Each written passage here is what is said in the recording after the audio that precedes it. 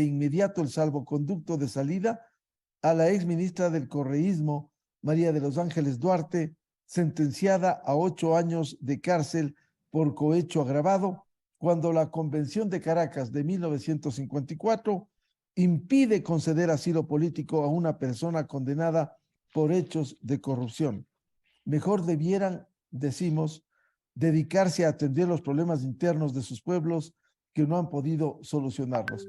Con estos antecedentes, quiero dar la cordial bienvenida a nuestros invitados de hoy, el doctor Benjamín Fernández Bogado, jurista, ex constituyente de Paraguay, pensador y escritor, director de Radio Libre de Asunción y de 5 Días TV, el doctor José Ugaz, un reconocido abogado peruano, ex procurador ad hoc de su país y expresidente de Transparencia Internacional.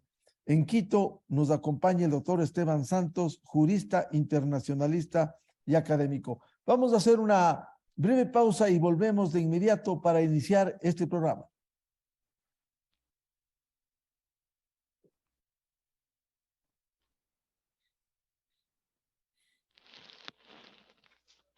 Este es el programa Controversia en Escena a través de ExaFM, Democracia M y Democracia TV.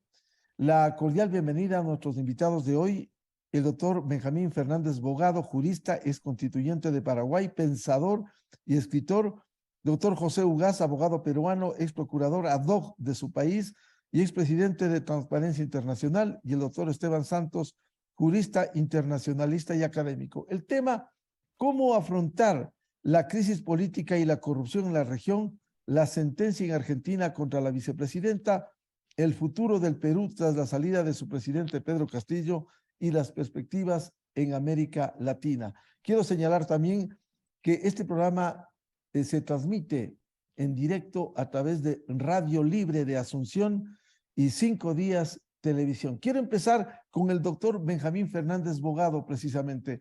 ¿Cómo ve este panorama en América Latina en estas condiciones? Muy buen día. Un saludo cordial para ti, Miguel, y para los participantes de este debate, que creo que sigue siendo la cuestión central de nuestra América Latina. ¿Cuánta capacidad tenemos los latinoamericanos para entender que vivir en un Estado de Derecho generalmente implica, cuando se trata de situaciones críticas, admitir que las normas deben ser cumplidas incluso por nosotros? Y ha ocurrido a lo largo de nuestra historia casi siempre de que utilizamos las instituciones para provecho particular y cuando ellas deben socorrernos, están tan degradadas, tan bastardeadas, que terminamos desconfiando de ellas en su conjunto. Lo que estamos observando ahora es el deterioro del Estado de Derecho en su conjunto, en donde hay varios signos preocupantes. La corrupción rampante que ha llevado a muchos gobiernos a buscar en las instituciones judiciales formas cómplices de manifestación del poder, y por el otro lado la urgencia y la necesidad de ir detrás de las cuestiones que están detrás de la pobreza, de la inequidad, de cuestiones de carácter económico que realmente nos han rezagado notablemente y que muchas de ellas tienen que ver con la corrupción. Ese estado de corrupción que se ha transformado en una corrupción del Estado al principio, pero que ahora tiene fórmulas de manifestación de tipo social en diferentes estamentos. Y ha llevado también, ¿por qué no?, como situación de castigo a la elección de liderazgos populistas que se sostuvieron muy bien a inicios de este siglo con una extraordinaria capacidad de absorción de las materias primas nuestras por parte de países de notable crecimiento como China, pero que posteriormente no fueron sostenibles porque muchas de esas cuestiones de ingresos económicos notables no transformaron nuestro país en estructuras mucho más justas.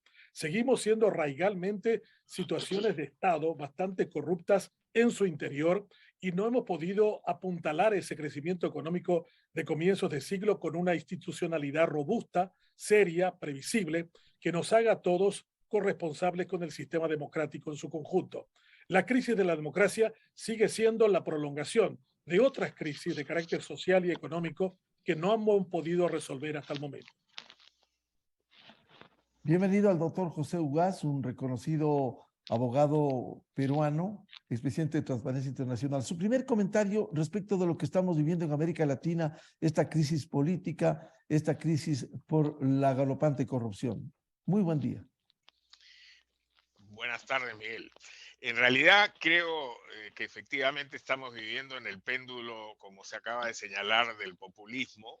Es claro que la tendencia ahora, más allá de si hay un mapa más rojo que antes en términos ideológicos, la característica tanto de gobiernos de derecha como gobiernos de izquierda que han venido asumiendo el poder en la región es básicamente la de ser gobiernos populistas basados en la demagogia y en algunos casos más severos con regímenes muy autoritarios como es el caso de Nicaragua, Venezuela, que han venido marcando una impronta de degradación sistemática hasta su desaparecimiento en ese caso de los regímenes democráticos. Y creo que un buen ejemplo de eso es lo que está pasando en mi país, donde gana las elecciones un maestro rural del norte del Perú.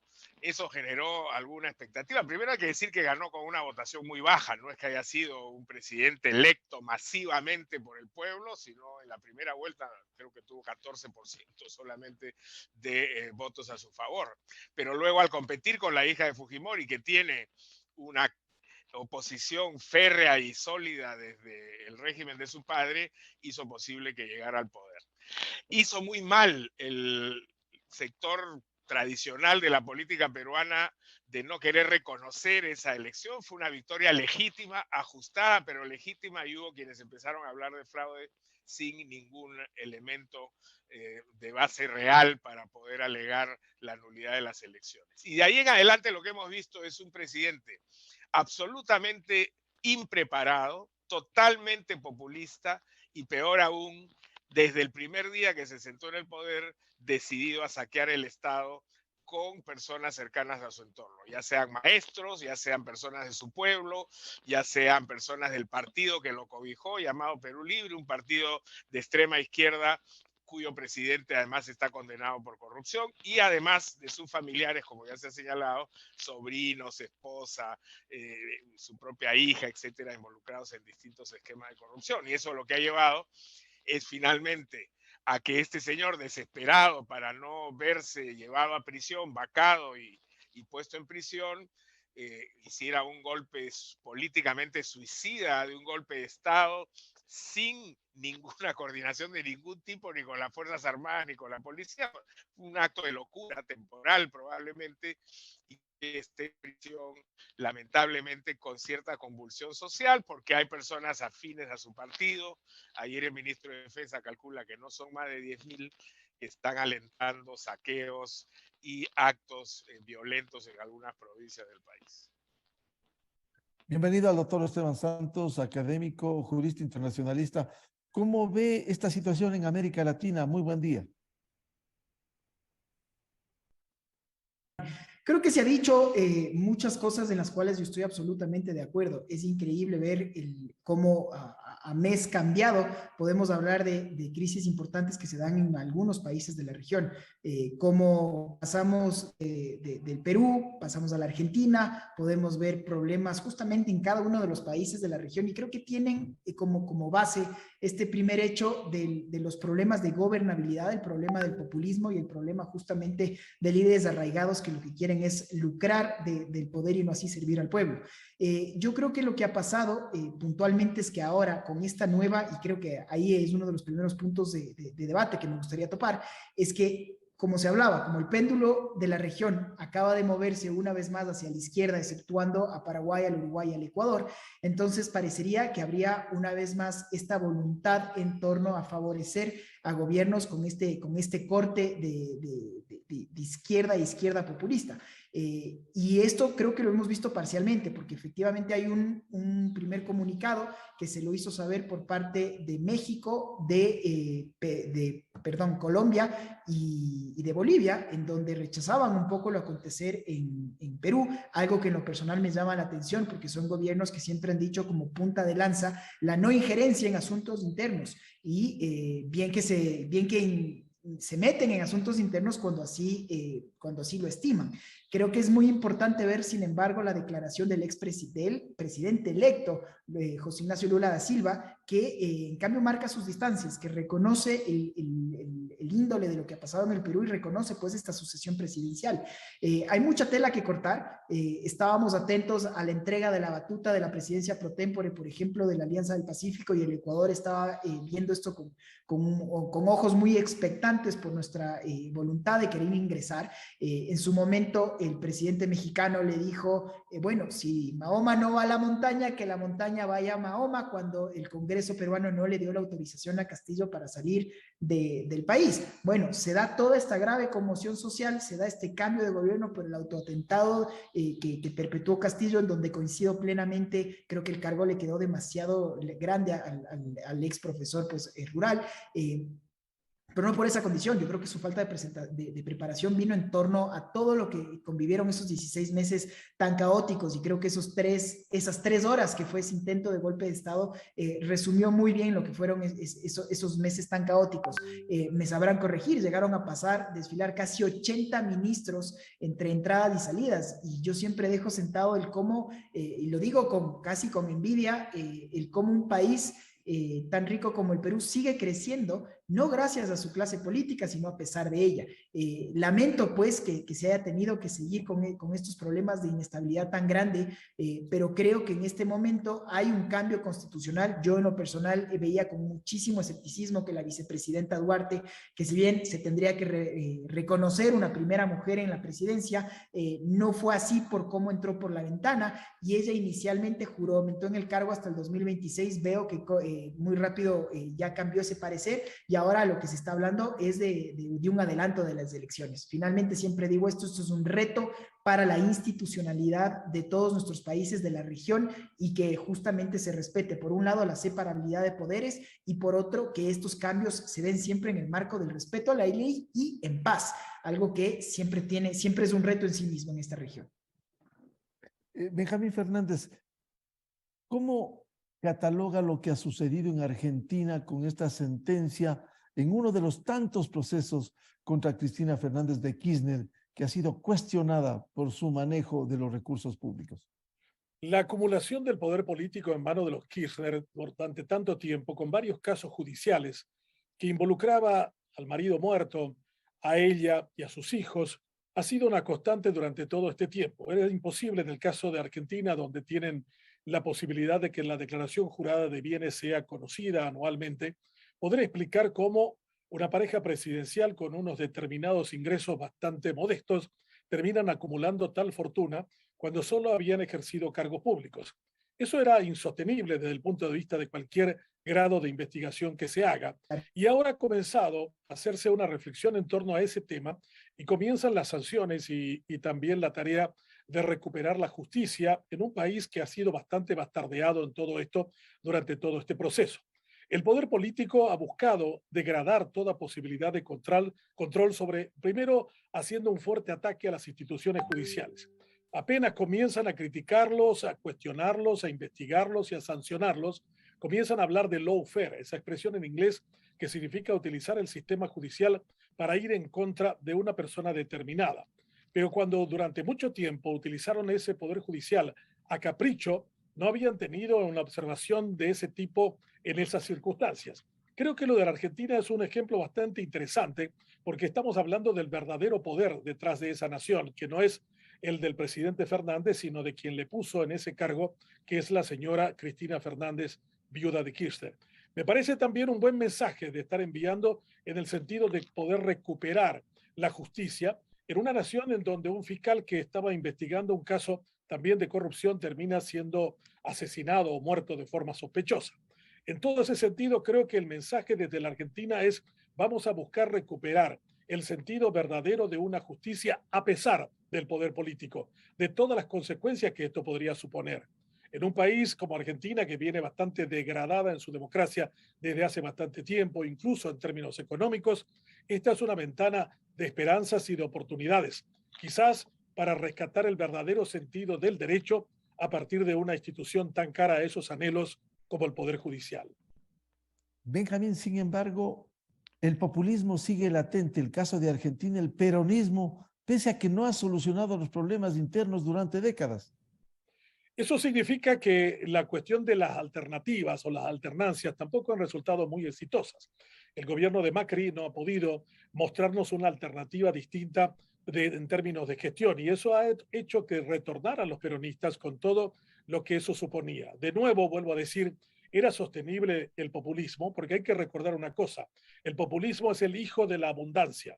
Si no hay mucho por repartir, lógicamente el populismo entra en crisis, que es todavía lo que estamos observando ahora en términos prácticos y fácticos. Y eso no solo tiene implicancias desde el punto de vista económico, con una inflación superior al 70% en la Argentina y con graves problemas sociales, sino también tiene que ver con la propia gobernabilidad política, en la relación del poder político con la propia justicia. La cuestión del por qué seguimos buscando esas opciones, porque yo creo que tampoco hemos trabajado con opciones y alternativas que sean eficaces en la gestión y que realmente nos muestren un camino alternativo. Los que han prometido el cambio han buscado afanosamente parecerse a aquel sistema que habían detestado sobradamente, pero que no justificaron en su acción concreta un modelo de gestión distinto. Doctor José Ugaz, ¿cómo ve la situación de Argentina y estos hechos de corrupción en donde la justicia de alguna manera ha reivindicado y ha sentenciado a Cristina Fernández de Kirchner? Bueno, creo que como hemos testimoniado los que hemos seguido de alguna manera el proceso y la investigación previa, el fiscal Diego Lucioni contó con suficiente evidencia y esto ha sido ratificado con toda claridad por el Poder Judicial argentino.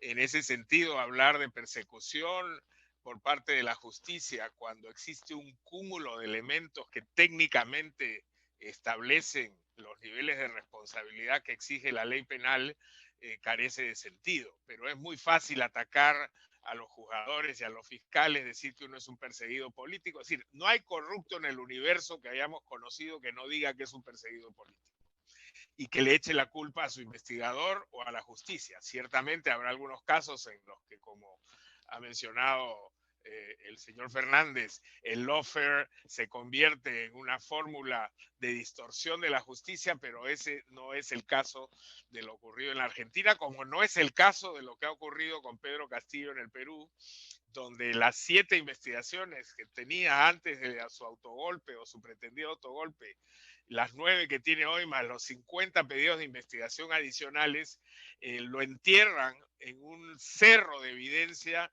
en el que hay, por ejemplo, 14 personas de su entorno personal más cercano que lo están acusando, que han decidido acogerse a los mecanismos de la colaboración eficaz y decir efectivamente el presidente me pidió, yo le dio la orden para que se haga esto. Es decir, su propio entorno ha sido muy activo, muy proactivo cuando fueron ellos mismos sometidos a la justicia en señalar la responsabilidad del presidente. Entonces, creo que esto confirma una vez más lo que venimos sosteniendo desde la comunidad anticorrupción, que es que la corrupción no solamente es un problema ético y económico, sino que tiene una serie de consecuencias que pasan por la profundización de la pobreza, el incremento de la inequidad y un impacto en la gobernabilidad de los países cuando hablamos de gran corrupción. Y cuando hablamos de gran corrupción nos estamos refiriendo a la corrupción en el poder, la de los Kirchner, la de los expresidentes del Perú que han terminado condenados, investigados, y este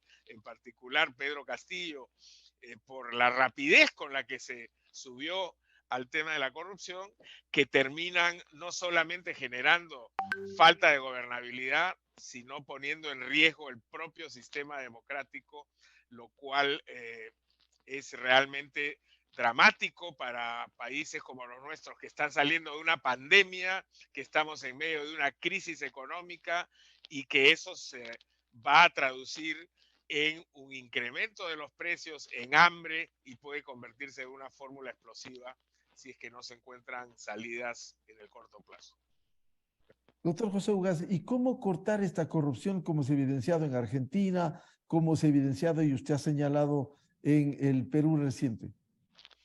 Bueno, se requieren reformas profundas. Primero hay que tener reformas institucionales como el financiamiento de la política, por ejemplo, y cómo se componen los partidos políticos donde los hay. La verdad que en el Perú, con la desaparición fáctica del APRA, prácticamente no ha quedado ningún partido político sobre el escenario. Lo que quedan son grupos aventureros que se forman con afanes electorales y si les va bien, de alguna manera rápidamente se dispersan y si les va mal, desaparecen. Entonces creo que se requieren profundas reformas estructurales. Ahora la reflexión en el país, en el Perú me refiero, con lo que está pasando en este momento, es no solamente que hay un pequeño grupo que está tratando de llevar agua para su molino desde la agitación y del radicalismo, sino que también estamos pagando una factura por el centralismo limeño, la falta de representatividad de vastos sectores de la población en las provincias del Perú, el hecho de que no hayamos podido resolver de manera estructural los problemas de la pobreza. Si bien es cierto, el Perú redujo en un 30% la extrema pobreza en los últimos años, bastaron 3 meses de pandemia para que esto se revirtiera de un plumazo, lo que quiere decir que la informalidad, la falta de estabilidad y de hecho el que la democracia no esté funcionando de la misma manera para todos, hace que realmente sea un sistema que descansa sobre bases muy frágiles, que tenemos que ver la manera cómo enfrentar esta problemática a fin de ponerle solución, si es que queremos apostar por una mínima estabilidad en el corto y mediano plazo. Doctor Esteban Santos, su comentario sobre la situación de Argentina, esta sentencia contra Cristina Fernández de Kirchner y también la situación del Perú. Yo mientras les escuchaba se me venía a la mente esta frase que decía Andrés Oppenheimer refiriéndose a la Argentina y creo que puede aplicar a cualquier país de la región, que si uno regresa a los 10 meses siente que absolutamente todo ha cambiado y si luego regresa a los 10 años se da cuenta que no mucho o nada ha cambiado. Me llama la atención cuando yo hablaba con colegas en Argentina y les preguntaba, por ejemplo, con alguien que ve desde afuera estos hechos, ¿qué es el peronismo? Y él me respondía, es como Maradona, es como Dios, es básicamente lo que tú quieres que sea. Y el peronismo puede ser de extrema derecha o de extrema izquierda, o básicamente se acopla en aras de simplemente mantenerse en el poder. Es increíble ver cómo llega un Mauricio Macri al gobierno para acabar con toda la era Kirchner, y ahora llega una era Kirchner para acabar con la era Macri. Es este intento siempre constante en la región, y creo que Argentina lo ejemplifica mejor que nadie, de hacer cada 4 o 5 años estas revoluciones de cambios de 360 grados y volvemos siempre al mismo punto de inicio. Sí rescato y celebro como muy importante que es la primera vez en la historia de ese país y probablemente de la región habrán casos muy, muy contados en donde un mandatario en funciones, la señora Kirchner, ha sido ya condenada por temas de corrupción mientras ejerce cargo de vicepresidenta. La pregunta es siempre, ¿no? ¿Llegará a haber un día cárcel? ¿El fuero estará ahí presente? Los famosos, hoy por hoy lamentablemente que están siendo mal utilizados en la región, estos asilos políticos se darán, hay todavía mucha tela que cortar, pero como siempre, para mí es un tema de la institucionalidad. ¿Qué se está haciendo para lograr fortalecer y que las instituciones puedan sobrellevar a un líder de turno, sobre todo a los populismos, cuando tenemos estos cacicazgos tan enraizados en muchos países de la región que han terminado carcomiendo todos los estamentos del Estado? Y eso es algo muy sensible porque las personas de calle finalmente no tienen ese sentir de que pueden que estar por un lado bien representados y por otro que efectivamente existe un Estado de Derecho.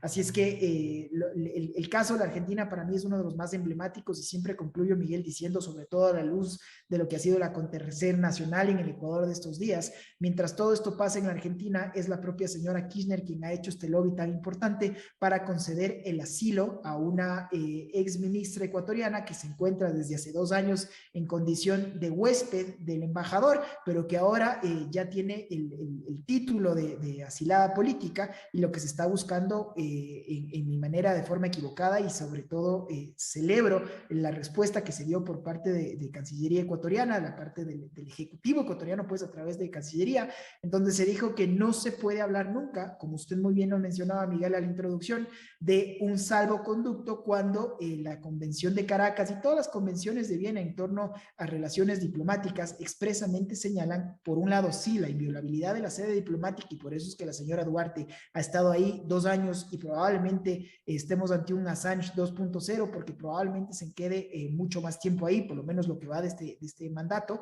pero asimismo de que la excepción, de acuerdo al derecho internacional, es que no se puede conceder un asilo político a alguien que ha sido acusada y sentenciada, como es el caso por crímenes comunes, como es este caso actual de corrupción. Voy a consultar eso más adelante a Benjamín y a José respecto de la situación del Ecuador. Pero, ¿cómo ve Esteban Santos la situación del Perú? Bueno, el Perú también es otro caso muy emblemático, porque si uno regresa a ver, Miguel, desde hace ya más de 2 décadas, absolutamente todos los presidentes peruanos han tenido problemas muy serios con la justicia. Vamos desde el expresidente Alberto Fujimori, condenado por crímenes en contra de la humanidad, que se encuentra en el mismo penal que en este momento el presidente Castillo. Pero si hacemos un recuento muy somero, vemos que todos los presidentes que han pasado han tenido problemas con la justicia. Toledo se encuentra esperando se encuentra en los Estados Unidos a la espera si es que se va o no otorgar esta extradición. Ollantaytamala arrestado, su esposa lo propio por crímenes por corruptela.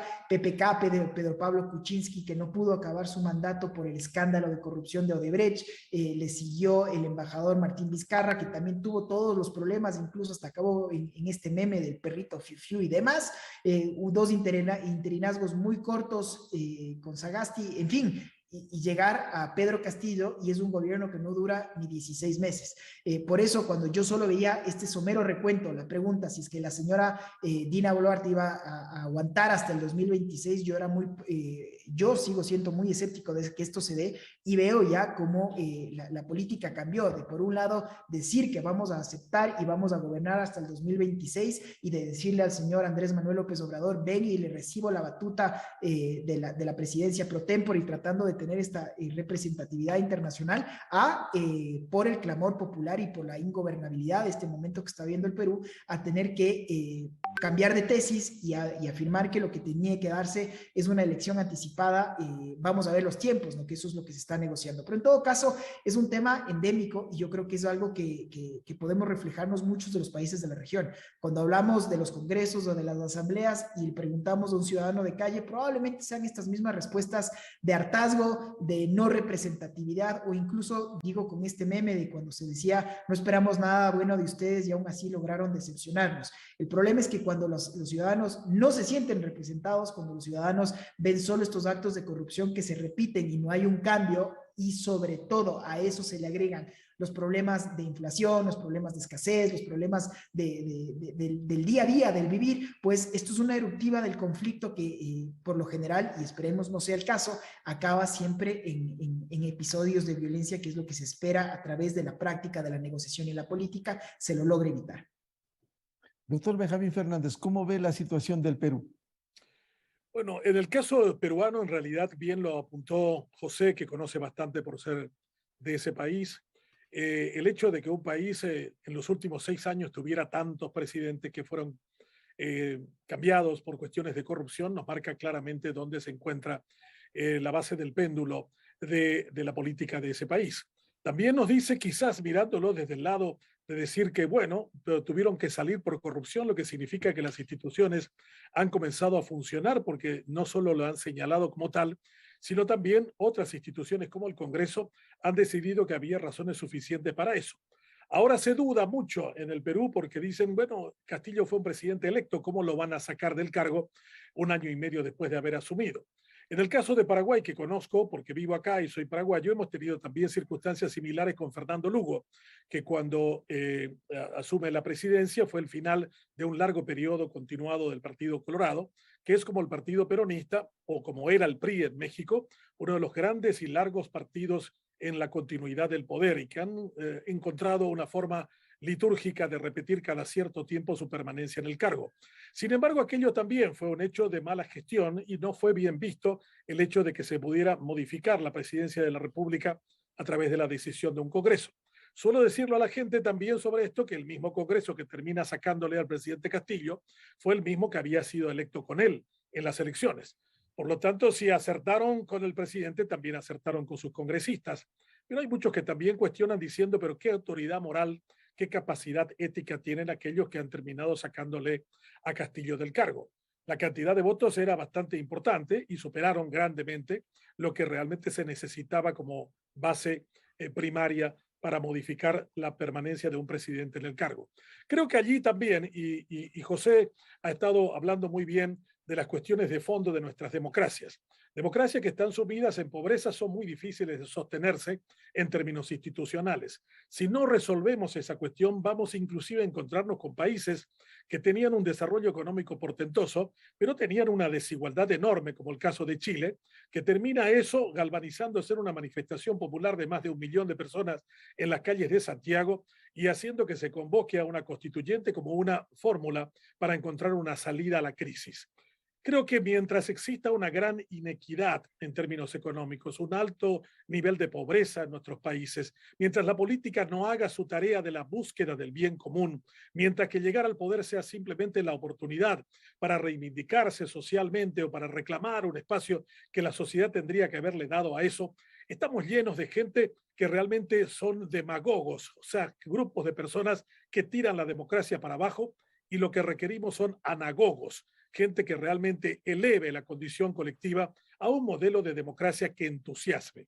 Las democracias nuestras están llenas de gente que solo busca el poder por el poder mismo y no encuentra en él el nivel de servicio para enfrentar los grandes temas que están en el trasfondo de todo eso.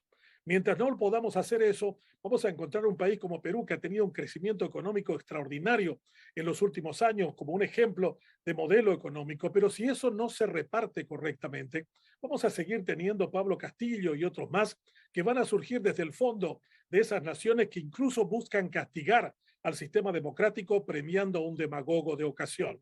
Debemos buscar mecanismos que realmente nos reivindiquen con lo mejor que tenemos, y para eso los políticos tienen que hacer su tarea, la búsqueda del bien común. Los partidos políticos han sido vaciados de contenido y solo buscan alcanzar el poder como meta central.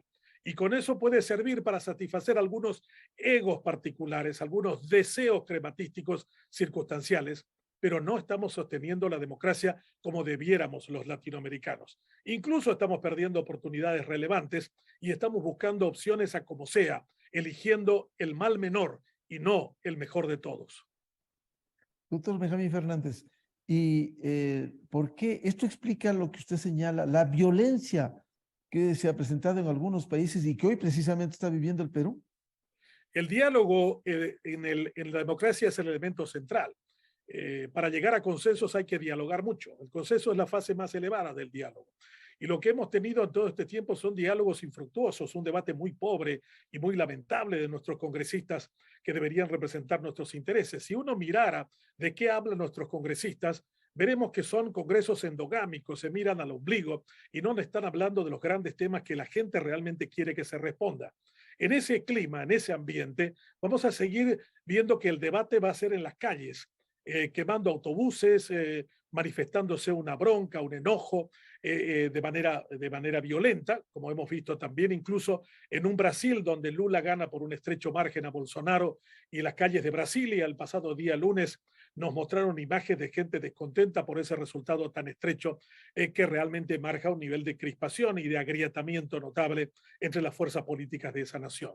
A mí me parece que debemos recuperar el diálogo institucional para adentro. Las instituciones tienen que convertirse en canales de comunicación de los intereses colectivos, pero no solo hay que dialogar, hay que hacer, hay que dedicarse a las tareas. Como decía Ortega y Gasset, que había pasado un tiempo en la Argentina durante el tiempo tumultuoso de España, de la Guerra Civil, cuando se retornó a España les dijo a los argentinos, argentinos a las obras. Y yo creo que eso vale para todos nuestros países. Perú a las obras, Ecuador a las obras, Paraguay a las obras. Si nosotros no mostramos que realmente la democracia es el menos malo de los sistemas políticos, como decía Churchill, pero que trabaja para el interés de la gente, vamos a seguir viviendo tiempos tumultuosos, agravados por la falta de diálogo que encuentra en las manifestaciones callejeras la única forma de verbalizar su bronca. Vamos a hacer una ligera pausa y volvemos con el doctor José Ugaz.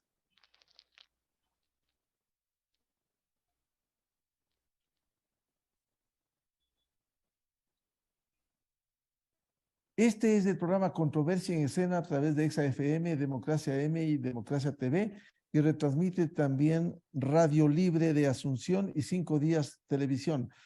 Contamos con la presencia de 3 reconocidos invitados: el doctor José Ugaz, abogado peruano, es procurador ad hoc de su país y expresidente de Transparencia Internacional; el doctor Benjamín Fernández Bogado, jurista, ex constituyente de Paraguay, pensador y escritor; y el doctor Esteban Santos, jurista, internacionalista y académico ecuatoriano.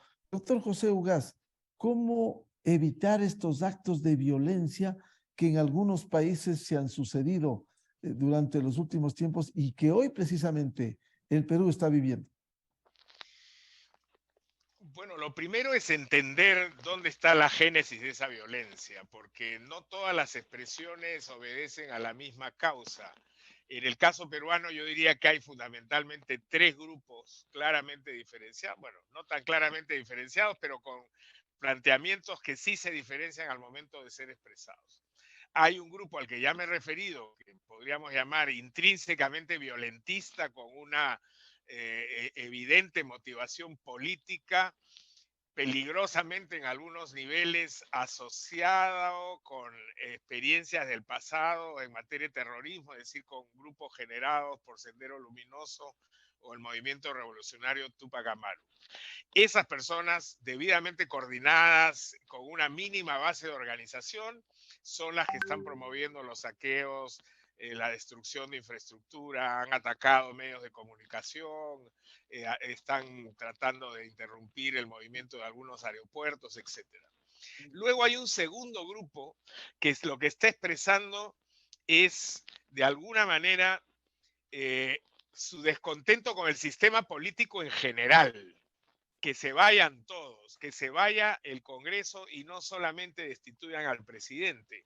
Ese grupo reconoce de alguna manera que Pedro Castillo ha tenido un gobierno cleptocrático, es decir, que llegó para empezar a robar desde el día de uno, altamente ineficiente, en el que parecía que una de las condiciones para ser designado ministro o alto funcionario de Estado fuera tener prontuario de algún tipo.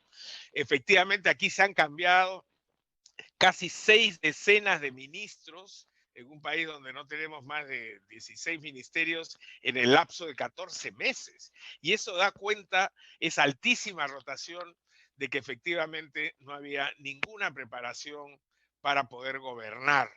Y eso, haciendo un paréntesis, habla bien. A pesar de que el Perú tiene una precaria institucionalidad, habla bien de un sistema que le puso límites al presidente y no permitió que hubiera un desmontaje total de la institucionalidad del país. Pero entonces este segundo grupo que sale a protestar dice no solamente que se vaya Castillo, sino también que se cierre el Congreso y que se adelanten las elecciones. Este reclamo de adelanto de elecciones o elecciones anticipadas creo que es un reclamo mayoritario en este momento. Como ha señalado bien Esteban, no solamente la presidenta ha tenido que cambiar, luego decir que ya iba a terminar el mandato de Pedro Castillo, sino que luego dijo que lo iba a adelantar para el 2024 y ahora está haciendo esfuerzos, dice ella, en coordinación con los organismos electorales y demás instituciones representativas del país, en poder plantear un adelanto de elecciones para diciembre del 2023. El problema es que antes de esa fecha es casi imposible tener elecciones adelantadas con todo lo que implica eso en términos de procedimientos constitucionales y la propia organización de las elecciones. Pero ese grupo no es el grupo de los extremistas que lo que buscan es el caos para tratar de llevar agua para su molino, sino un recambio, digamos, en el poder que permita de alguna manera aliviar esta presión que hemos sentido todos desde que Castillo llegó al poder. Y el tercer grupo creo que es un grupo más amplio que está entre el descontento extremo y la desesperación. En este momento estamos viviendo una sequía muy fuerte en el país. No ha podido este gobierno que se fue a comprar fertilizantes a pesar de que se venía la campaña agrícola y por casos de corrupción no se ha logrado completar el proceso de adquisición de fertilizantes. Eso va a tener un impacto, ya está teniendo un impacto en el precio de los alimentos. Entonces vamos a tener un escenario con problemas de seguridad alimentaria, con alta conflictividad en sectores estratégicos como el minero. El Perú saben ustedes, es un productor muy importante de cobre y de oro, y sin embargo hay alta conflictividad alentada por el gobierno de Castillo, precisamente, que ha paralizado por muchas semanas y meses a los yacimientos mineros más importantes del país. Todo esto va a tener un impacto en la macroeconomía, aunque como se ha señalado bien, a pesar del ruido político, la economía peruana se ha mantenido con cierta estabilidad, no se ha producido el crecimiento que esperábamos, pero un 3% para las condiciones en las que estamos no está mal, la inflación está, creo, bastante controlada, pero esto puede ir en un proceso de deterioro acelerado que termine pues en una situación más explosiva y con menos posibilidad de control. Hoy que hemos analizado en parte estos hechos de corrupción en América Latina, doctor José Ugas, quiero consultarle, dada su amplia experiencia, usted fue procurador ad hoc en Perú luego de la era de Fujimori, hizo una tarea titánica, logró recuperar recursos en el exterior, seguimos de cerca hace 2 décadas esto. ¿Cómo lograr que nuestros países no solo castiguen por la vía judicial a los corruptos, especialmente a los políticos, sino también que se recupere esos recursos? En el caso ecuatoriano tenemos un presidente prófugo de la justicia sentenciado a 8 años por cohecho agravado, un vicepresidente que acaba de salir de la cárcel y no ha devuelto nada. ¿Cómo lograr? ¿Cómo hizo usted? ¿Cuál fue su experiencia, doctor José Ugas? Bueno, en primer lugar, aclarar que yo fui procurador ad hoc, es decir, procurador especial, el defensor del Estado para el caso Fujimori Montesinos. Por eso se llama ad hoc, porque era solamente para ese caso, que era un caso titánico, claro. En los primeros 14 meses de gestión procesamos a más de 1.400 personas y de esas un 10% fue a prisión. Un proceso anticorrupción que pretenda ser exitoso tiene que transitar por 4 ejes fundamentales. El primero es prevenir, tratar de establecer los mecanismos que eviten que la corrupción se produzca. Eso es lo más ventajoso en términos de costo económico y de costo social. Y por lo tanto, si no tenemos una infraestructura anticorrupción preventiva, luego vamos a ir a poner nuestra esperanza solamente en la represión, en la investigación y en la persecución. Pero bueno, el primer escalón es la prevención, el segundo es el de la investigación y sanción de los corruptos.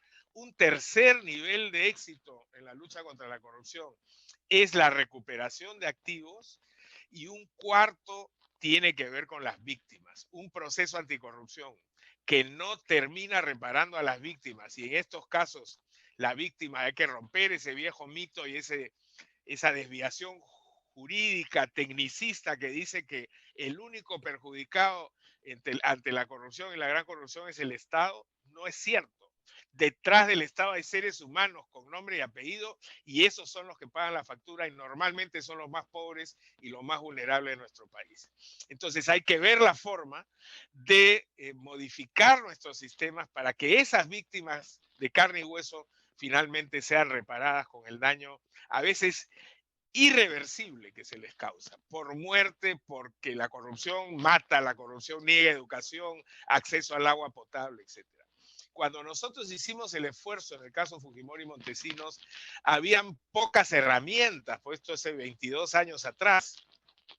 No había, por ejemplo, en el Perú la Convención de Naciones Unidas contra la Corrupción, no teníamos una unidad de inteligencia financiera, no existían las plataformas digitales y técnicas que hoy existen para luchar contra la corrupción, pero precisamente eso demuestra que sí se puede hacer. Y se puede hacer en la medida en que haya voluntad política. Nada de lo que hicimos nosotros hubiera sido posible si no hubiéramos contado con el respaldo del presidente Paniagua, ¿no? Curiosamente, los 2 mejores gobiernos que ha tenido este país desde que yo tengo uso de razón han sido transitorios. El de Valentín Paniagua después de la caída de Fujimori, y el de Sagasti después de la salida de Vizcarra. Entonces, sin voluntad política eso no es posible. No se trata de tener buenas leyes, sino, creo yo, de un mínimo de agentes del Estado, y eso lo demostró Lavajato en sus orígenes y lo está demostrando aquí también todavía la Fiscalía en los casos de corrupción emblemática, No es casual que efectivamente tengamos a los últimos 7 presidentes sentados en el banquillo de los acusados. Uno incluso se quitó la vida para rehuir la pérdida de su libertad. Entonces, el Perú vive una situación esquizoide, ¿no? Por un lado, es probablemente el Perú con más alto perfil de corrupción en este momento, pero a su vez es el país que mejores resultados puede exhibir en la lucha contra la corrupción. Y eso demuestra que el problema de la gran corrupción no se resuelve desde la justicia. La justicia permite, de alguna manera, romper las rutinas de impunidad y reparar a quienes han sufrido el daño. Y, por supuesto, eso implica sancionar a los responsables. Pero fíjese usted dónde estamos, Miguel, hoy día, después de 22 años o de 21 años de un exitoso proceso contra Fujimori y Montesinos. Estamos en el kilómetro cero, como si nada hubiera pasado. Nuevamente se repite pendularmente la historia. Entonces, creo que hay que hacer un esfuerzo por rediseñar, reestructurar nuestros estados, la búsqueda del bien común como elemento central, pero eso también implica un cambio cultural. Nuestra ciudadanía es una ciudadanía muy tolerante con la corrupción. Y el problema con América Latina es que esa corrupción se ha normalizado. Lo que en otros países sería materia de escándalo, en nuestro medio muchas veces no solamente se ve como una fórmula de ascenso social, sino incluso como algo indicativo de éxito o incluso gracioso. Y esa tolerancia con la corrupción nos está cobrando una factura altísima en estos tiempos. Solo para registro histórico, ¿cuánto logró recuperar como procurador ad hoc en los casos de Fujimori y Montesinos y el doctor José Ugaz en Suiza, en Panamá, en Estados Unidos? Durante mi gestión, que fue de 14 meses, logramos recuperar, me parece que 78 millones de dólares, pero luego con los procuradores que me sucedieron, el Perú ha recuperado una cifra que excede los 350 millones de dólares que fueron desviados por Fujimori y Montesinos. Bien, eso para el registro histórico. Doctor Esteban Santos, ubíquenos en este debate la situación del Ecuador, en donde hay procesos judiciales, en donde también esta corrupción ha determinado este pedido de salvoconducto de Argentina al Ecuador por el caso de una sentenciada por cohecho agravado.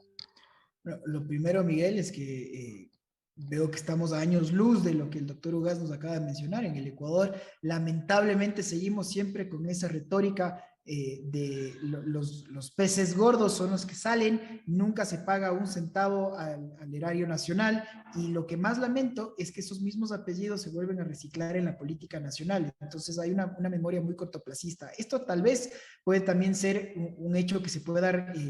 repetir en algunos países de la región, pero en todo caso en el Ecuador creo que tenemos uno de los problemas más graves, más serios, es la recuperación de todo lo que efectivamente se robó.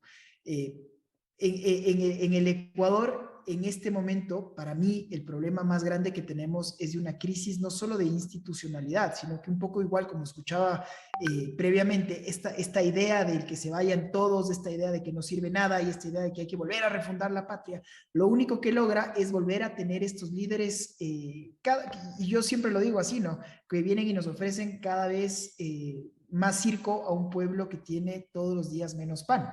Y esto, lo que pasa es que se empiezan a polarizar, y yo creo que hay un componente también racial en el callejón interandino que ha sido muy manipulado y utilizado por algunos malos políticos que tratan de exacerbar pasiones en el término de jerarquía dentro de una pirámide socioeconómica, o sobre todo, insisto, en el tema racial también.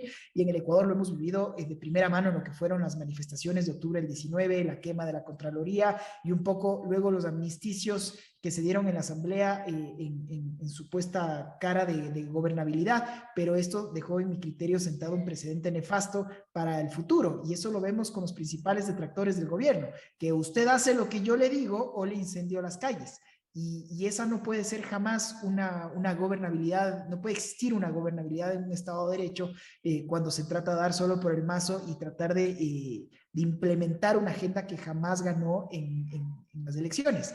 Si yo regreso a ver muchos de los gobernantes, y creo que la señora Boluarte es un mejor ejemplo de esto, si es que usted hasta semana y media, 2, me preguntaba quién es, o con muchísima honestidad le reconozco que no tenía idea quién era esta señora, y probablemente muchas personas en el Perú lo propio. Entonces, que lleguen personas no solo sin las credenciales para el cargo, sino que también sin este bagaje electoral, que tampoco le da legitimidad, es otro de los problemas de fondo. Yo estaba revisando que en este momento, este gobierno, que vamos a llamarlo interino en el Perú, acaba de declarar estado de emergencia en todo el país. Entonces, la información va cambiando conforme el pasar de las horas. Y yo creo que aquí tiene que darse una respuesta muy clara, primero por parte de la comunidad internacional. Creo que la Organización de Estados Americanos aquí tiene un rol protagónico para que se demuestre que lo que hubo aquí es un intento de golpe de Estado, y por lo tanto lo que se ha dado son estos cánones democráticos para la sucesión ordenada. Ahora, es difícil cuando existen muchos gobiernos, como yo veo abiertamente, por ejemplo, al presidente colombiano, al señor Petro, que ya tuvo su paso por la Corte Interamericana de los Derechos Humanos, que él abiertamente cuestiona este sistema y está exigiendo, pues, que se actúe y se otorgue medidas cautelares a favor de Castillo. Y vuelvo otra vez a este principio, ¿no? Decimos que no intervención en asuntos internos y luego mandamos unas declaraciones de este nivel. Hay mucha tela por cortar, Miguel, y creo que siempre termino en esta idea de lo importante que es tener una burocracia bien preparada, seria, proba, y que sobre todo que pueda mantenerse al margen de lo que son los vaivenes políticos. Doctor Benjamín Fernández, en este combate a la corrupción en América Latina, ¿cómo lograr recuperar los recursos que se robaron estos políticos? He venido promoviendo esa idea desde hace mucho tiempo en el Paraguay. Transparencia Internacional ha colocado de manera reiterada a Paraguay como un referente de la corrupción. Estamos en los últimos lugares siempre como referencia de los países más corruptos, y tenemos argumentos para eso. Imagínese usted que el próximo domingo hay elecciones en el Paraguay y el candidato a presidente del Partido Colorado, el partido de gobierno, es Horacio Cartes, calificado como significativamente corrupto por el gobierno de los Estados Unidos hace un par de meses. El vicepresidente de la República tiene el mismo estatus, significativamente corrupto, y ambos continúan plebiscitando su nombre en el caso de Cartes y en el caso de Velázquez continuando en el cargo. Hay algunos que también tienen esa condición y siguen estando sentados en los curules del Congreso. Cuando enviamos una señal de ese tipo, pareciera como que no importa qué es lo que diga Transparencia Internacional desde Alemania o que le digan los americanos desde la Secretaría de Estado en Foggy Bottom, porque aquí nosotros nos guiamos por nuestras propias razones y argumentos. Creo que, primero de todos, la sociedad debe escupir y vomitar al corrupto. Mientras sea funcional a esa persona o a un grupo determinado, el debate va a ser aquello de no te metas con mi corrupto, que yo no me meteré con el tuyo. Y creo que esa es una cuestión fundamental y central. Los políticos han deteriorado tanto nuestras instituciones que han hecho llegar a la conclusión de que no se puede ser realmente alguien trascendente en la política si no se es corrupto. En México hay una expresión muy interesante que dice que un político pobre es un pobre político.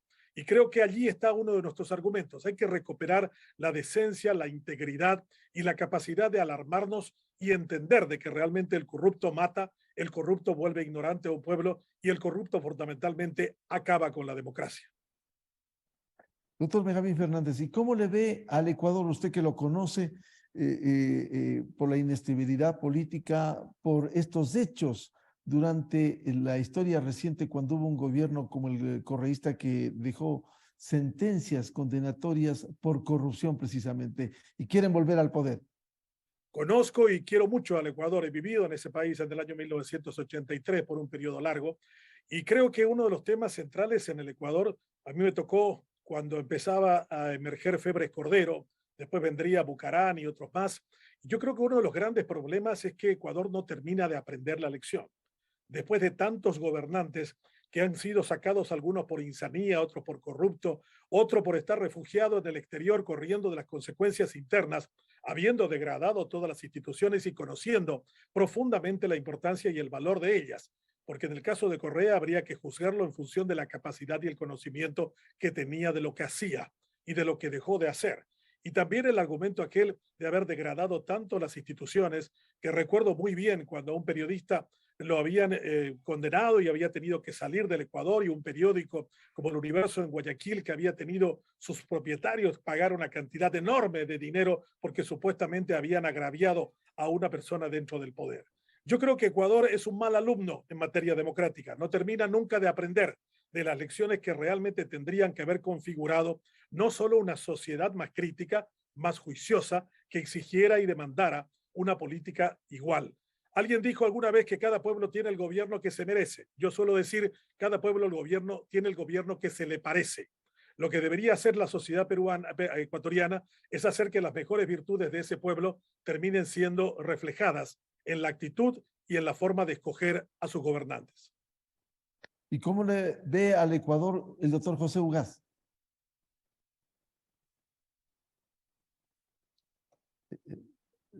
Por favor, el audio.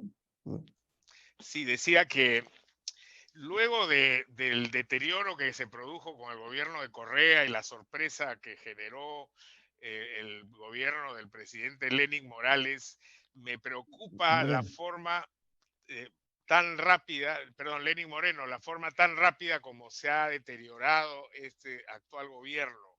Y creo que eso efectivamente ya ha empezado a expresar algunos síntomas de descontento social con un ingrediente que me parece muy delicado, y es esta creciente presencia del narcotráfico en la realidad ecuatoriana. Ecuador no era un país que nos tenía acostumbrados a este tipo de circunstancias, más bien era propio del Perú, Bolivia y Colombia, México, por supuesto, ya más al norte. Pero ahora esta sensación permanente de que hay no solamente incubándose un problema muy grave en los penales como consecuencia del enfrentamiento de distintos bandos narcotraficantes, sino que hay carteles del narcotráfico poderosos que han asentado sus reales en el territorio ecuatoriano. Y por experiencia puedo decir que con gobiernos frágiles, que no tienen una presencia importante y respaldo popular, el hecho de que otros problemas se vayan sumando puede generar un cóctel que puede tener consecuencias muy negativas. La presencia del narcotráfico y otras formas de crimen organizado, y que se convierta la seguridad ciudadana entonces en un problema grave, y hemos visto también en Ecuador lo que ocurrió en Guayaquil, como ha ocurrido en Perú también al inicio de la pandemia, debido a la absoluta debilidad de la infraestructura de salud, los problemas que tenemos en materia de educación, lo que me he referido en términos de vuelta al incremento de la pobreza y sobre todo la pobreza extrema, son temas que preocupan, y ojalá que el gobierno de Ecuador pueda recuperar de alguna manera niveles básicos de confianza de la población como para poder enfrentar toda esta problemática. Antes de darle la palabra a Esteban Santos, quisiera consultarle sobre esta incidencia del narcotráfico al doctor Benjamín Fernández. Es uno de los más graves problemas de América Latina, y creo que José ha colocado sobre el tapete. Estamos hablando de poderosas bandas criminales en Centroamérica. Ya conocemos la experiencia de los maras salvatruchas, lo que acontece con Bukele, en donde incluso el Estado de Derecho queda a un costado porque el presidente debe mostrar fortaleza en contra de dichas pandillas. Estamos viendo una situación similar también en el Paraguay, con que en la medida en que se persigue a las bandas del PCC, el Comando Vermelho en Brasil, eso se prolonga en el Paraguay, donde hemos tenido también los mismos levantamientos en prisiones, convertidas muchas de ellas, estas prisiones, en verdaderas universidades del crimen. Y cuando tenemos muchos casos de personajes envueltos en muchas de estas actividades, calificados como significativamente corruptos, que se encuentran dentro de la arena política, plebiscitan su nombre para los comicios del próximo día domingo aquí en el Paraguay, o tenemos una fiscala general que ha sido durante 4 veces llevada a juicio político y salvada por el mismo grupo político que tiene conexiones con los negocios ilegales, estamos viendo un problema bastante grave, que significa que se ha inficionado profundamente en nuestras estructuras estas circunstancias y esta realidad.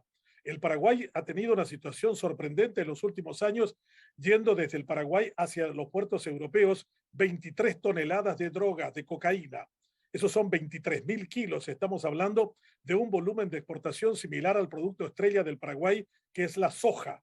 Eso significa, en términos de cantidades económicas, casi 5.000 millones de dólares. Si no encontramos realmente una capacidad para que el Estado muestre sus reales en todos estos campos, vamos a tener que enfrentarnos a otro nuevo cáncer, además del populismo: el narcotráfico, el contrabando y los delincuentes. ¿Y cómo le ve el doctor Esteban Santos al Ecuador desde Quito? Bueno, yo creo que lo importante, y tomando profunda nota de lo que se ha dicho, el tema del narcotráfico ya es un elefante blanco que no tiene que dejar, sino tiene que pasar a uno de los primeros puntos de la palestra en torno a qué soluciones se les puede dar. Siempre me llama la atención lo que decía el expresidente brasilero Cardoso, que decía: mientras ustedes, refiriéndose al norte, a los Estados Unidos y al primer mundo, sigan poniendo las narices, pues aquí seguiremos poniendo la sangre. Luego de medio siglo de guerra y lucha contra el narcotráfico, de Plan Colombia, de todo lo que ha sido la pregunta del millón: ¿existe o no existe más droga en las aulas? Mis alumnos les pregunto siempre: ¿ustedes consiguen o no consiguen sustancias sujetas a fiscalización de manera fácil o no cuando ustedes van a una fiesta? Y normalmente la respuesta es una risa. El problema es que esa droga recreacional, todo el entramado que viene detrás y todo lo que eso puede corromper en una sociedad, corrompe desde el policía, al funcionario, al político, y eso carcome una sociedad. Así es que creo que este es el espacio, el momento justamente para plantear decisiones que puedan ser muy complicadas, porque siempre estos temas tabús son muy difíciles de conversar en una sociedad, y eso es algo que no solo le atañe al Ecuador, sino creo que a la región. Ahí viene una primera conclusión de mi parte. No basta con que esto sea una respuesta unitaria de un determinado país, porque las bandas que operan transnacionales, ellos sí son transnacionales, y si es que los gobiernos no tienen esa misma cooperación, pues ya vemos quién va ganando la lead. Y como le digo, Miguel, para mí esto ya es un momento de quiebre, en donde lo que se tiene que hacer es afrontar este tema, tomar el toro por los cuernos. Esto se cambia con más armas, con más sangre, o por lo contrario es momento ya de sentarse a conversar en qué puede ser otra salida que no sea lo que hemos venido haciendo los últimos 50 años. Y para concluir, doctor José Ugaz, ¿qué hacemos en América Latina y en otros países para cambiar este panorama, esta crisis política y esta corrupción galopante? Yo creo que hay que hacer una apuesta por la renovación del liderazgo político. Eso tiene muchas implicancias. Creo que pasa por una toma de conciencia de la ciudadanía. Es decir, hay que trabajar en campañas para recuperar un sentido cívico y republicano en nuestros países y poder a partir de ahí promover liderazgos que estén a la altura de los retos que acabamos de comentar, que son inmensos, pero tenemos que empezar por algo. Yo creo que hay ejemplos de que esto es posible. Uruguay está cerca de nosotros y es un país que se maneja en términos bastante razonables para estándares democráticos de una región como América Latina. Costa Rica, con todos sus bemoles, también lo ha podido de alguna manera hacer en Centroamérica, y sin embargo tenemos al lado países como Nicaragua, Honduras, El Salvador, Guatemala, en permanente crisis, y en el lado más sur del continente, países como Perú, Brasil, Ecuador, Paraguay, etcétera, ¿no? Entonces creo que, pero esto tiene que ser un esfuerzo colectivo, esto no puede ser algo que surja de una élite iluminada, sino tiene que haber un mínimo consenso, un pacto básico de a dónde queremos llegar, teniendo como eje central el bien común y la generación de un estado de bienestar que sea democráticamente alcanzable para todos y no para grupos de privilegiados. Doctor Benjamín Fernández, ¿cómo cambiamos este panorama en América Latina por la crisis política y la corrupción? La primera cuestión que creo que hay que recuperar es el sentido de la verdad. Hemos estado engañando a la sociedad en general sobre lo que se espera que sea una democracia. Esto que tenemos en muchos de los casos tiene mucho de ritual democrático. Se elige cada cierto tiempo una determinada cantidad de personas, se llenan algunas instituciones, pero están vacías de evangelio, de sentido, de verdadera razón de existir de ellas. Y yo creo que en ese sentido nos hace falta también una mirada que englobe lo internacional. En el Paraguay hace poco tiempo el Banco Interamericano de Desarrollo y el Banco Mundial dijeron que en el Paraguay se malgasta 1.600 millones de dólares anuales. No quiso usar la palabra se roba ni el Banco Mundial ni el Banco Interamericano de Desarrollo. El grave problema de todo esto es que el Banco Interamericano, después de entregar ese informe al ministro de Hacienda, lo nombró a ese ministro de Hacienda vicepresidente del Banco Interamericano en Washington. Eso significa que mientras no cambiemos los paradigmas en términos del combate real a la corrupción y aplicamos los mismos estándares para todo tipo de situaciones y circunstancias, no vamos a cambiar. Necesitamos recuperar el asombro y el desprecio al corrupto, por un lado, y necesitamos trabajar en conjunto sin dosis de cinismo, asumiendo que esta realidad perversa nos trae solo inestabilidad, pobreza y marginalidad. Doctor Esteban Santos, ¿cómo cambiamos este panorama en América Latina? Para mí todo empieza y termina con la educación. Yo creo que ese es finalmente el apostolado que yo en lo personal he hecho con la academia. Vivo de libre ejercicio mi profesión, pero creo que la fórmula en la que uno puede apoyar desde los espacios que uno pueda ir abonando puede ser justamente esto, realizando debates, realizando opinión, y creo que esto no va a cambiar con una varita mágica de la noche a la mañana. Lo que menos va a pasar es cuando sigamos votando por estos malos líderes, por estos falsos mesías que quieran engañarnos ofrecernos el oro y el moro, y en la práctica tenemos un poco lo que decía, cambiamos a los 10 meses todo, volvemos a los 10 años y no ha cambiado nada. Así es que para mí la invitación es a la educación, y no creo que esto es un hecho utópico.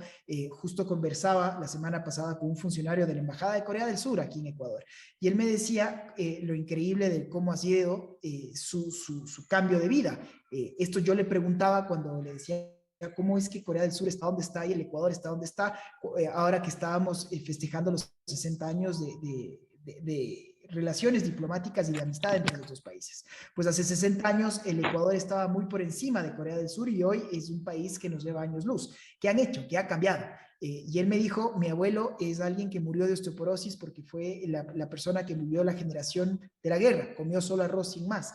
Mi padre fue el primero en la aldea que fue a la escuela, y yo soy ahora un diplomático que estoy aquí conversando con usted del otro lado del mundo. Entonces creo que son soluciones a mediano y largo plazo, pero creo, y insisto, para mí todo empieza y termina con la educación. Vamos a hacer una pausa y volvemos para el cierre de este programa.